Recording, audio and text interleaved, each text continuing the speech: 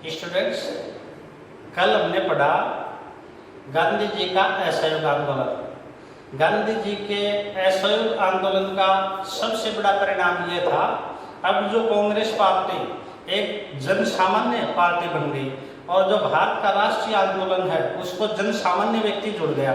मतलब राष्ट्रीय आंदोलन को जन सामान्य आंदोलन बना दिया और ये एक बहुत महत्वपूर्ण उपलब्धि थी महात्मा गांधी की। अब हम आगे चल रहे हैं। हमने पढ़ा था 20 अगस्त 1917 को मॉन्टेग्यू घोषणा के तहत भारत में अधिनियम 1919 लाया गया। ये जो अधिनियम 1919 है, इसके तहत प्रांतों में स्थानीय सरकार बननी थी और प्रांतों में चुनाव होने थे। इन प्रांतों में चुनाव होने के मुद्दे पर पुनः कांग्रेस विभाजित हो जाती है। जैसे हम देख चुके हैं 5 फरवरी 1922 को चौरा-चौरी कांड था और 12 फरवरी 1922 को महात्मा गांधी ने असहयोग आंदोलन को वापस ले लिया था।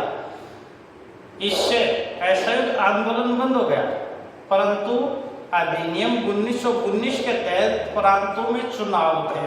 तो इस मुद्दे को लेकर के कि चुनाव में कांग्रेस भाग ले या नहीं ले, कांग्रेस के जो नेता थे दो भागों में बट गए। एक वो व्यक्ति थे जो चुनाव में भाग लेना चाहते थे, ये गलत। उन्होंने कहा कि अब हमारा असहयोग आंदोलन भी नहीं चल रहा, अब जनता क्या करेगी, तो हमें अधिनियम 1919 के तहत चुनाव में भाग लेना चाहिए और सरकार में पूछकर सरकार के सामने अपनी मांगें प्रस्तुत करनी चाहिए और सरकार के कार्यों में बाधा पहुंचानी चाहिए। ये जो चुनाव में भाग लेने वाले थे ये कहलाते थे परिवर्तनवादी और इनमें मुख्य थे सी.आर. दास, चित्तरंजन दास, मोतीलाल नेहरू और कुछ व्यक्ति ऐसे थे जो ब्रिटिश सरकार के सभी कार्यों का बहिष्कार करना चाहते थे।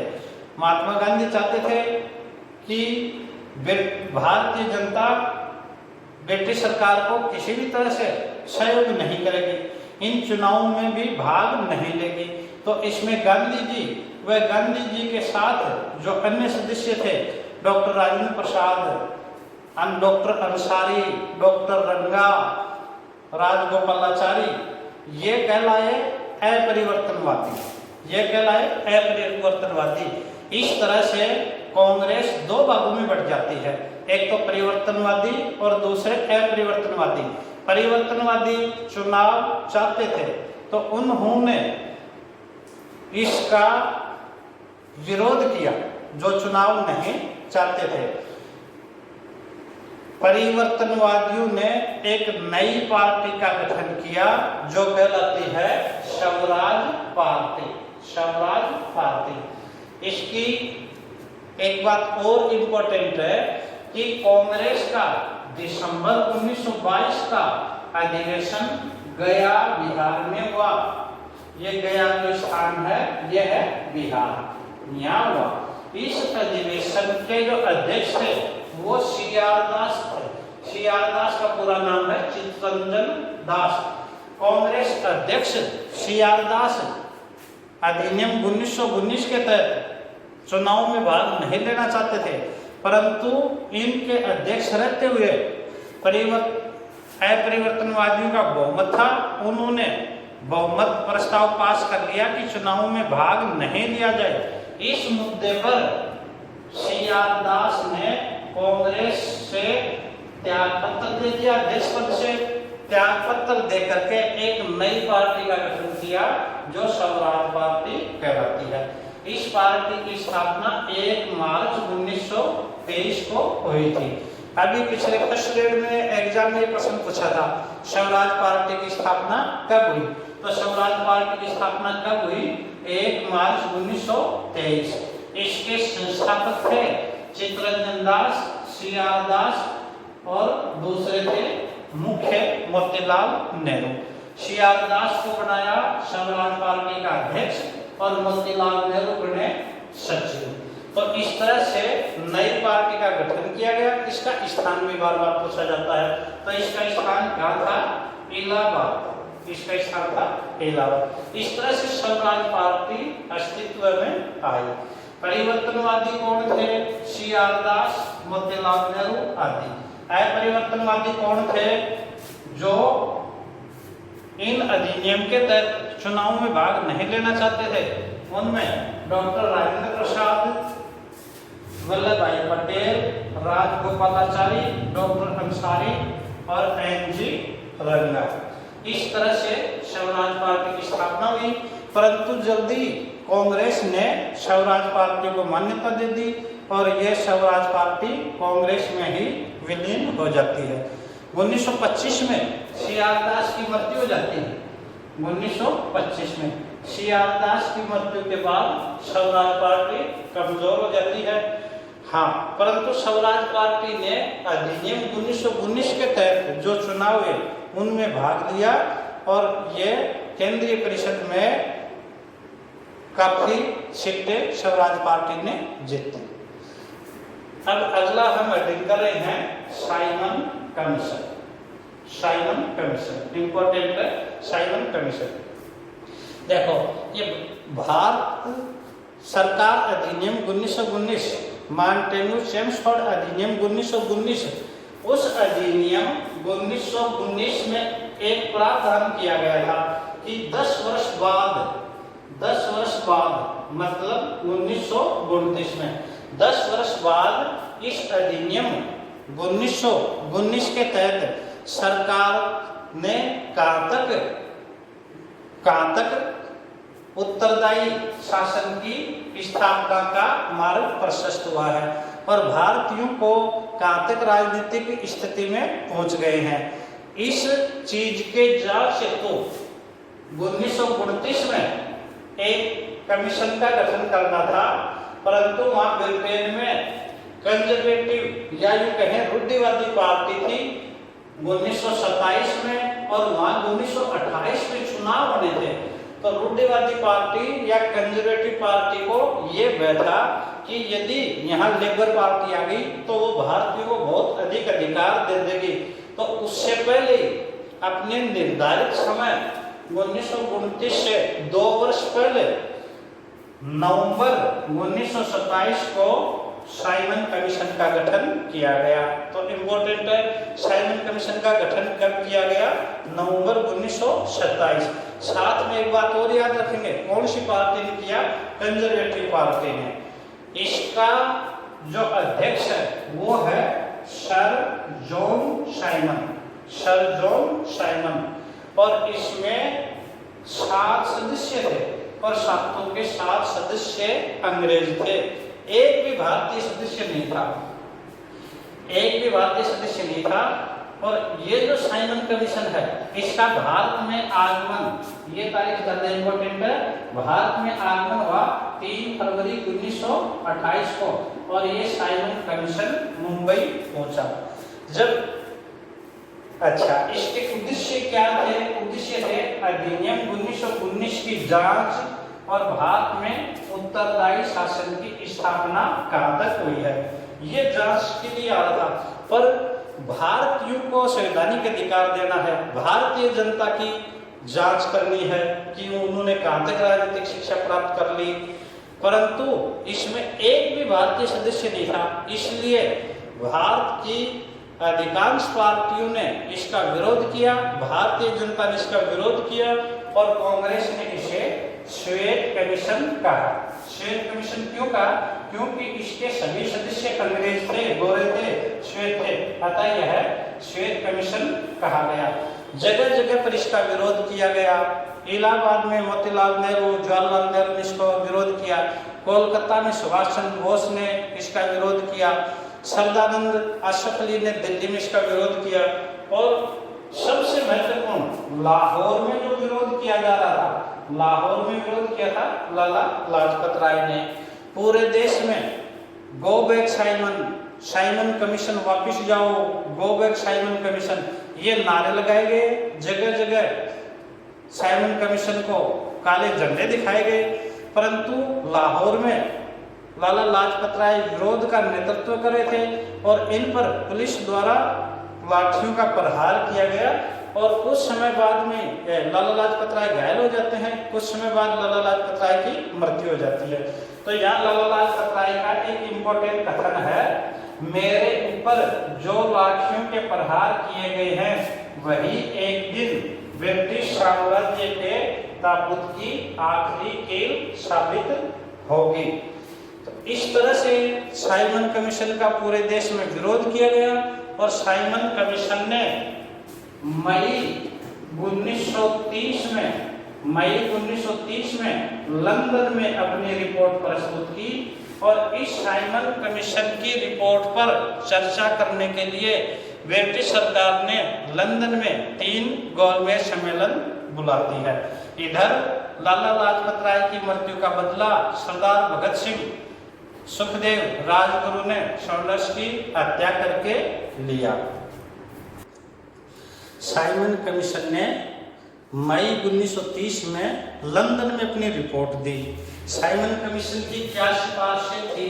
देखो, साइमन कमीशन क्या कह रहा है? पहला पॉइंट था द्वैध शासन की समाप्ति। हमने पढ़ा था अधिनियम 1919 में मॉन्टेग्यू चेम्सफोर्ड सुधार में जो द्वैध शासन लागू किया था, उसी द्वैध शासन की समाप्ति की सिफारिश की थी साइमन कमीशन ने और साइमन कमीशन की रिपोर्ट के आधार पर द्वैध शासन को अधिनियम 1935 में समाप्त भी कर दिया था। दूसरा पॉइंट था प्रांतों को पूर्ण स्वायत्तता। प्रांतों को, ये द्वैध शासन में 2 तरह का प्रशासन था, एक तो गवर्नर, एक भारतीय मंत्रिमंडल। तो प्रांतों को यहाँ पूर्ण स्वायत्तता देने का प्रावधान किया गया। केंद्र में संघीय सरकार की स्थापना हो, सांप्रदायिक निर्वाचन पद्धति को जारी रखा जाए। हम इसका विरोध कर रहे थे और हम चाह रहे थे सांप्रदायिक निर्वाचन पद्धति समाप्त हो, परंतु इसको जारी रखा गया। बर्मा का भारत से तथा सिंध को बंबई प्रांत से पृथक किया जाए। केंद्रीय स्तर पर द्विसदनात्मक विधानमंडल का प्रावधान किया जाए। ये रिपोर्ट थी साइमन कमीशन की। इस साइमन कमीशन की रिपोर्ट पर चर्चा करने के लिए लंदन में 3 गोलमेज सम्मेलन बुलाए। पहला गोलमेज सम्मेलन 1930, दूसरा 31 और तीसरा गोलमेज सम्मेलन 1932 था। और इन तीनों गोलमेज सम्मेलन प्लस ये साइमन कमीशन की रिपोर्ट, इसी के आधार पर अधिनियम 1935 बना था, जिनकी हम आगे की क्लास में चर्चा करेंगे। अब देखो, अगला हेडिंग है Nehru report. Nehru report very very important लगाओ। नेहरू रिपोर्ट कब की है? नेहरू रिपोर्ट 10 अगस्त 1928। नेहरू रिपोर्ट में ज्यादा प्रश्न पूछा जाता है। नेहरू रिपोर्ट या नेहरू रिपोर्ट किसकी है? इसके अध्यक्ष कौन थे? नेहरू रिपोर्ट याद रखना, इसके अध्यक्ष मोतीलाल नेहरू थे। पहले ही ऑप्शन में पंडित जवाहरलाल नेहरू मिलेगा, तो पंडित जवाहरलाल नेहरू नहीं थे। नेहरू रिपोर्ट किसकी है? मोतीलाल नेहरू की। कब की है?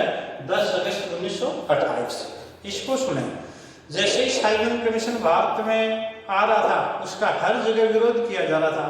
तो साइमन कमीशन के विरोध को देखते हुए उस समय भारत सचिव था ब्रेकन हेड। इसने भारतीयों को चैलेंज किया था कि आप विरोध ही करना जानते हो, यदि आप में क्षमता है तो आप ऐसा संविधान बना के दिखाओ जो भारत के सभी दलों को स्वीकार हो। ये भारत सचिव ने भारतीयों को चैलेंज दिया था। क्यों दिया था? जब हम साइमन कमीशन का विरोध कर रहे थे, इसको भारतीय जनता ने चैलेंज के रूप में लिया और ये कहा हम एक सर्वसम्मति से एक संविधान आपको प्रस्तुत करेंगे। इसके लिए फरवरी 1928 में दिल्ली में डॉक्टर अंसारी की अध्यक्षता में एक सर्वदलीय सम्मेलन हुआ। यहाँ सर्वदल का मतलब हो गया कांग्रेस, मुस्लिम league, labour party, Hindu Mahasabha, साम्यवादी पार्टियां, इन सब का सर्वदलीय सम्मेलन। आगे देखो, इसी 11 मई 1928 को पुनः मुंबई में, पहला तो था दिल्ली में और दूसरा मुंबई में, डॉक्टर अंसारी की अध्यक्षता में सर्वदलीय सम्मेलन हुआ। और इस जो दूसरा मुंबई का जो सर्वदलीय सम्मेलन था, इसमें निर्णय लिया गया, क्या निर्णय लिया गया कि संविधान बनाने के लिए एक संविधान सभा का गठन किया जाएगा और इसके अध्यक्ष कौन होंगे? मोतीलाल नेहरू। याद रखना, सर्वदलीय समिति ने मोतीलाल नेहरू की अध्यक्षता में एक कमेटी गठित की। इसके अन्य सदस्य कौन थे? सर्वदलीय अन्य सदस्य में देखो, सुभाष चंद्र बोस थे जो किसके प्रतिनिधि थे? कांग्रेस के। एन जोशी थे जो किसके थे? लिबरल पार्टी के। तेज बहादुर ईश्वरू ये किसके थे? लिबरल पार्टी के। मंगल सिंह सिख थे। अली इमाम ये मुस्लिम लीग के थे। एक सोहेल कुरैशी ये भी मुस्लिम लीग के थे। जीपी प्रधान, नोम ब्रह्मन और एमएस अन्य तथा एमआर जयकर हिंदू महासभा। इस तरह से ये अध्यक्ष मोतीलाल नेहरू और 9 सदस्य अन्य, इसका गठन किया गया। ये जो नेहरू जो रिपोर्ट है या ये जो समिति बनी जिसने जो संविधान बनाया, उसमें 29 संस्थाओं ने भाग लिया था। और इसमें क्या दर्शाया था? इसमें ये दर्शाया गया था कि भारत को अधिराज्य का या डोमिनियन स्टेट का दर्जा तुरंत दिया जाए। अब एक नया शब्द आ रहा है, अधिराज्य या डोमिनियन स्टेट। ये अधिराज्य क्या है या डोमिनियन स्टेट क्या है? डोमिनियन स्टेट ये है कि हम हमारे घरेलू मामलों में पूर्ण स्वायत्ता मिले, घरेलू मामलों में पूर्ण स्वायत्ता मिले। ये था डोमिनियन स्टेट। आप बता सकते हो भारत को डोमिनियन स्टेट का दर्जा कब दिया गया? पहली बार अंग्रेजों ने अगस्त 1940 में, 8 अगस्त 1940 में अगस्त प्रस्ताव जो लॉर्ड लिनलिथगो ने रखे थे, लॉर्ड लिनलिथगो, जब द्वितीय विश्व युद्ध चल रहा था तो भारतीयों का सहयोग लेने के लिए, तब हमें पहली बार अधिराज्य का दर्जा देने की, हमें अधिराज्य का दर्जा देने की अंग्रेजों ने घोषणा की थी, जबकि हमने अंतिम बार मांग की थी 1928 में। किसमें? नेहरू रिपोर्ट में। आगे देखो, एक संयुक्त चुनाव पद्धति हो। नेहरू रिपोर्ट में कहा गया था कि सांप्रदायिक निर्वाचन प्रणाली बंद हो और भारत में कैसी हो? संयुक्त चुनाव पद्धति हो। भारत का कोई राज धर्म नहीं होगा, भारत एक संघ होगा, द्विसदनात्मक सदन होगा, केंद्र में द्विसदनात्मक सदन होगा, अकेली नागरिकता होगी, मूल अधिकारों का उल्लेख होगा। इस तरह से जो नेहरू रिपोर्ट 10 अगस्त 1928 की थी, वो ये सिफारिशें की। और एक वेरी इंपॉर्टेंट पर्सन है, ये जो नेहरू रिपोर्ट है, इसे भारतीय संविधान का ब्लू प्रिंट कहा जाता है। इंपॉर्टेंट है, नेहरू रिपोर्ट को ही भारतीय संविधान का ब्लू प्रिंट कहा जाता है। तो इस तरह से नेहरू रिपोर्ट रखी गई। अच्छा, परंतु इसके विरोध में मुस्लिम लीग के मोहम्मद अली जिन्ना ने अपने 14 सूत्र रखे, जो जिन्ना के 14 सूत्र कहलाते हैं या 14 सूत्री मांग थी, और ये जिन्ना ने रखे मार्च 1929 में। अपनी 14 मांगे रखी गई। अब जैसे ही जिन्ना ने मांगे रखी, भारत सचिव ब्रेकन हेड को कहने का मौका मिल गया कि भारतीय कभी सर्व सहमति से ऐसा संविधान नहीं बना सकते। यहाँ एक और इम्पोर्टेंट बात है, जैसे ही नेहरू रिपोर्ट रखी गई, नेहरू रिपोर्ट में ब्रिटिश शासन को 1 वर्ष का समय दिया गया था। 1 वर्ष का समय, मतलब 1928 से 1 वर्ष का समय दिया गया, हमें 1 वर्ष में अधिराज्य का दर्जा दिया जाए। यदि अधिराज्य का दर्जा नहीं दिया जाता है तो हम पूर्ण स्वतंत्रता से नीचे कोई मांग नहीं लेंगे, हम कोई मांग स्वीकार नहीं करेंगे। और कांग्रेस ने सही 1 वर्ष बाद जब नेहरू रिपोर्ट में अधिराज्य का नहीं दर्जा दिया तो कांग्रेस के लाहौर अधिवेशन दिसंबर 1929 में पूर्ण स्वतंत्रता की घोषणा की गई। ये खूब वेरी वेरी इंपॉर्टेंट है। कांग्रेस का लाहौर अधिवेशन। अगला हेडिंग है हमारा कांग्रेस का लाहौर अधिवेशन।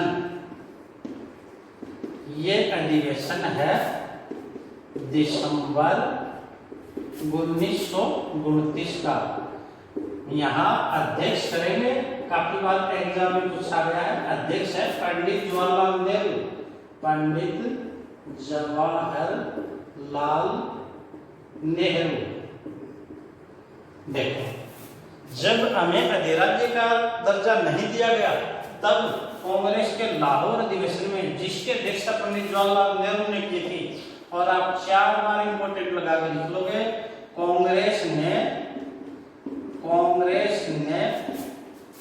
पूर्ण स्वतंत्रता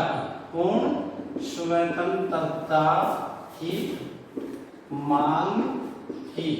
इससे पहले हमने अधिराज्य या स्वराज्य इन्हीं की मांग की थी। पहली बार पूर्ण स्वतंत्रता कब की है? कांग्रेस के लाहौर अधिवेशन की। यहाँ 30-31 दिसंबर की रात्रि को रावी नदी के तट पर तिरंगा फहराया गया और पंडित जवाहरलाल नेहरू ने घोषणा की। क्या घोषणा की थी? खूब इंपॉर्टेंट है। 26 जनवरी 1930 को पूर्ण स्वतंत्रता दिवस या स्वराज्य दिवस के रूप में मनाया जाएगा। पीछे सेकंड ग्रेड एसएसटी में पूछा था, भारत ने अपना पहला स्वतंत्रता दिवस कब मनाया? तो हमने पहला स्वतंत्रता दिवस कब मनाया था? 26 जनवरी 1950 को। याद रखना, भारत का पहला स्वतंत्रता दिवस ये कब था? 26 जनवरी 1930। हमने 31 को भी मनाया, 32 को, 33 को। देश जब तक आजाद हुआ तब तक हम ये 26 जनवरी 1930 को पूर्ण स्वतंत्रता दिवस मनाते रहे। अच्छा, अब यहाँ एक चर्चा और करेंगे। हमारा जो संविधान बना 26 नवंबर 1949 को संविधान बन करके तैयार हो गया था। अंगीकृत, आत्मार्पित, समर्पित हमारा संविधान 26 नवंबर 1949 को ही बन के तैयार हो गया था, परंतु उसे कब लागू किया गया? 26 जनवरी 1950 को। इस दिन लागू क्यों किया? जबकि बन तो गया था 26 नवंबर 1949 को ही। 15 धाराएं इस समय लागू भी कर दी गई थी, परंतु भारत का संविधान 26 जनवरी 1950 को इसलिए लागू किया क्योंकि इस जो लाहौर अधिवेशन है, इसकी जो ऐतिहासिक घोषणा है कि हमने जो 26 जनवरी को पूर्ण स्वतंत्रता जो दिवस मनाया है, इसी को महत्व देने के लिए भारत का संविधान कब लागू हो गया? 26 जनवरी 1950 को। ये इंपॉर्टेंट घटनाएं जुड़ती जा रही हैं। कल आप पढ़ के आओगे गांधी जी का सविनय अवज्ञा आंदोलन।